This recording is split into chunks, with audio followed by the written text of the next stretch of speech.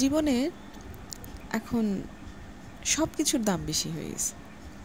দ্রব্যমূল্যের তো দাম এত বেশি, সব কিছুর যা বলার মতো না, নাগালের বাইরে সব। তো কোনো রকমে ঠেলে ঠুলে বেশিরভাগ মানুষের জীবন চলে যাচ্ছে আর কি। তো এই জীবন ধারার মাঝে সবচাইতে সস্তা কি জিনিস জানা আছে? আজকে আমি সবচাইতে সস্তা জিনিসটার নাম বলবো। সস্তা হচ্ছে মানুষের কথা।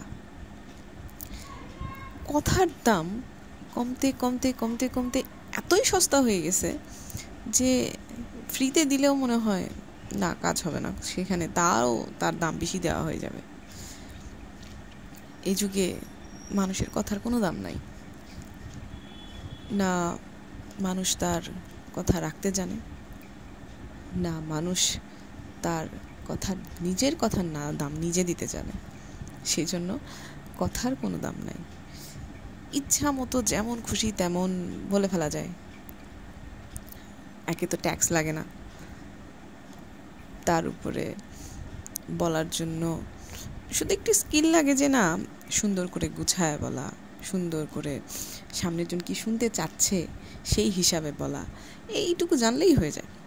তারপরে আর কিছু দরকার পড়ে না।